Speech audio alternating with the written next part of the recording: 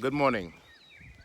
The book of the prophet Isaiah speaks of a mysterious suffering servant whose suffering ultimately brings redemption to the whole people of Israel. And with the emergence of Christianity, these prophecies made by Isaiah so long ago were all applied to Jesus, whose passion and death today we celebrate.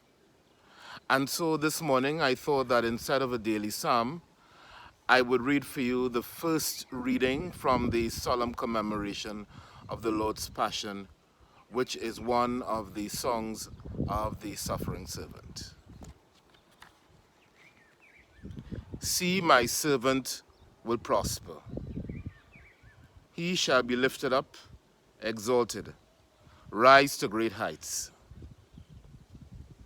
As the crowds were appalled on seeing him, so disfigured did he look, that he seemed no longer human.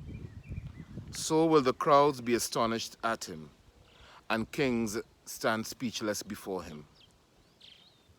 For they shall see something never told, and witness something never heard before. Who could believe what we have heard? And to whom has the power of the Lord been revealed?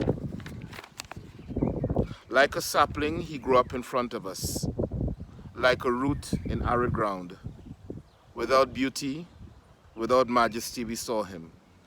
No looks to attract our eyes, a thing despised and rejected by men, a man of sorrows and familiar with suffering, a man to make people screen their faces. He was despised, and we took no account of him. And yet ours were the sufferings he bore, ours the sorrows he carried. But we thought of him as someone punished, struck by God, brought low.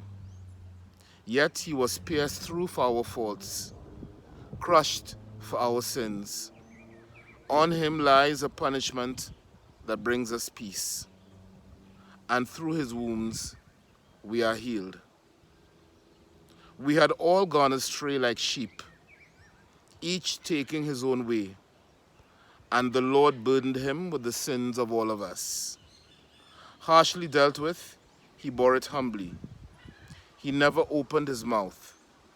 Like a lamb that is led to the slaughterhouse, like a sheep that is dumb before its shearers, never opening its mouth. By force and by law he was taken. Would anyone plead his cause? Yes, he was torn away from the land of the living. For our faults, struck down in death, they gave him a grave with the wicked, a tomb with the rich. Though he had done no wrong, and there had been no perjury in his mouth, the Lord has been pleased to crush him with suffering.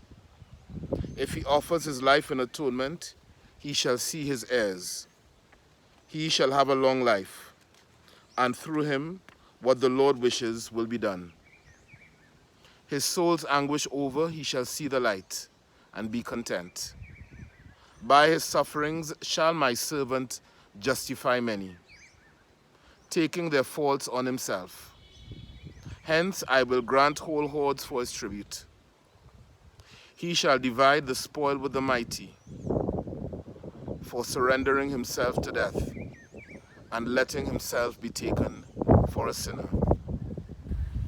While he was bearing the faults of many and praying all the time for sinners.